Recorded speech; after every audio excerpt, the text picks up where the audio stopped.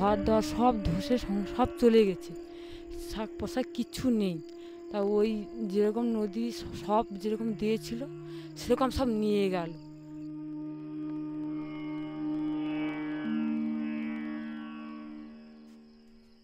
ছাদের উঠে বসছি, দেখছি যে বাড়িঘর ভেঙে যাচ্ছে, আর কিছু নেই আমাদের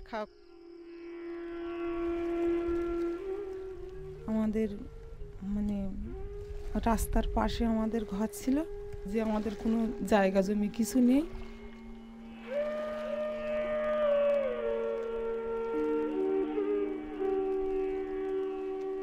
গলা জল দিয়ে হাঁটছে।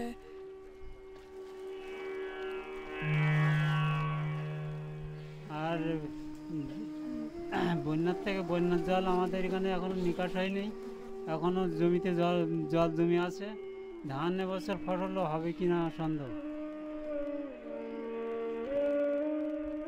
যে জলটা এত পরিমাণে দূষিত হয়েছে যে যে আমাদের এই জল থেকে আমাদের রোগ জীবাণু আসছে। বাঁধ ভাঙার পরে আমরা এখানে থাকতে পারছি না জলের উচ্ছ্বাসে। আমি এখানে জল পাচ্ছি না, আমার ছেলে খুব অসুবিধা এখানে ছেলের কোনো ডাক্তার পাচ্ছি না।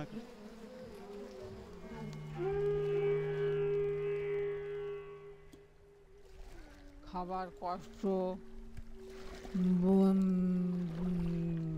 ধান চাল যা ছিল সব বুড়িয়ে নানা ছাড়িয়ে গেছে, কিছু খাতে পারি না। নিজের মাল ধরি, দূরে খাই। ত্রাণ আমরা খুব একটা পাচ্ছি না ভিতরে, যে আমাদের রাস্তাঘাট ভাঙা বলে আমাদের ভিতরে ত্রাণ যায় না। যখনই পাই তখন একটু খাই, নাহলে না খেয়েও দিন যাচ্ছে।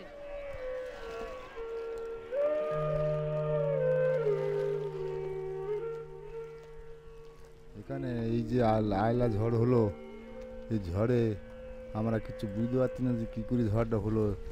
সমুদ্রে এই যে তাপমাত্রা বেড়ে সমুদ্রে জল বেড়েছে।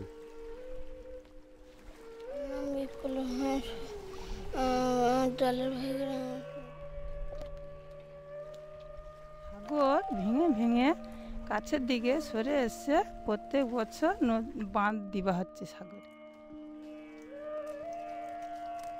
এখন বাঁধ মেরামত হচ্ছে, কিন্তু এই বাঁধে যে জলটা ধরে রাখতে পারবে এরকম কোনো ভরসা আমাদের নেই। ঝড় হচ্ছে এখানে, তাতে করে আমাদের ঘর বাড়িতেও ভালো নেই।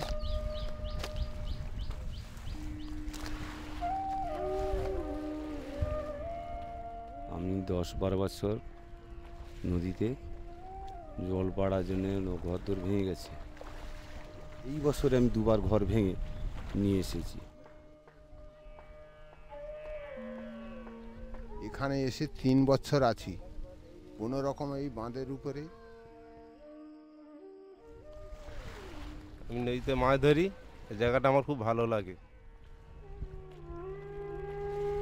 আর কিছুদিন পরে যে আমাদের এই ঘোড়ামারা গঙ্গায় যে তলিয়ে যাবে, এটা কিন্তু আমরা নিশ্চিত। আমরা কোথায় থাকবো, কি করবো, সেটা আমরা ঠিক করতে পারছি না। বা এই নদীর ভাঙনে আমরা কি করে জীবনযাপন করব, সেটা আমরা ভেবে চিন্তা করতে পারছি না।